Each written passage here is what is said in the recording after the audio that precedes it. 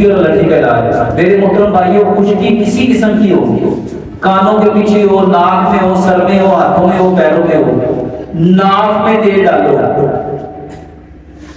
नाक में तेल डालो। ये जो पुराने लोग से पूछो, हमारी भैंसें होती थी, मेरे दादा जब उनको तेल देते थे ना तो 2 दिन के बाद उनकी चमड़ी में भी तेल आ जाता था, चमक रही होती थी।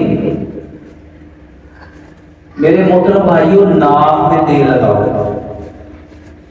नाक, एक तो सरसों का तेल खाने में इस्तेमाल करो, रोजाना रात को सोने से पहले। इसको समझ लो, इंसान जब पैदा होता है ना तो इंसान की पैदाइश में सबसे पहली जो चीज बनती है वो क्या होती है? नाक। इसी नाक से अपनी माँ के पेट से सारी ग़िज़ाएं लेके अपने वजूद को तश्कील देते हैं। हमारी बदकिस्मती दुनिया में आते इसको भूल जाते हैं। 7 कतरे नाक में रोजाना तेल डालो। मैं बड़ी बड़ी बीमारियां बनाने लगा हूँ। बहुत सारे लोग कहते हैं कानों से आवाजें आती हैं, और इसको लोग कोई कहते तेरे पे काला जादू हो गया, तू कहता तेरे नाल चीज़ां ही हैं, तू कहता तेरे पे असेब हो गया। बाकायदा वो आवाजें सुनाई देती हैं। वो टनाइटिस बीमारी है। ये कब होती है? जब आपकी एसेंशियल ट्यूब जो है ना उसमें खुजली हो जाती है। नाक में तेल डालो, यकीन जानो ये टनाइटिस बीमारी का बेहतरीन इलाज है, और कई लोग इससे ठीक हुए हैं।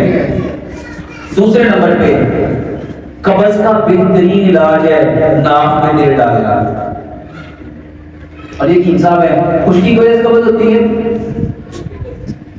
नाक में तेल डालो, यकीन जानो। एक भाई ने मुझे बताया, डॉक्टर साहब यकीन जानो मैंने बड़े नुस्खे आजमाए थे, वो आपका तेल डालने वाला जब मैंने नुस्खा लगाया ना, यकीन जानो उसकी भी माशाल्लाह 21-22 साल की कब्ज ठीक होगी। इसके साथ ये जो तेल डालना है, ये जो आंखों में रड़क महसूस करते हैं, ये भी ड्राइनेस की वजह से है। और बहुत सारे लोग, एक आम सी बीमारी होती जा रही है, भूलना शुरू हो गए हैं, छोटी छोटी बातों को भूल जाते हैं। नाक में तेल डालो,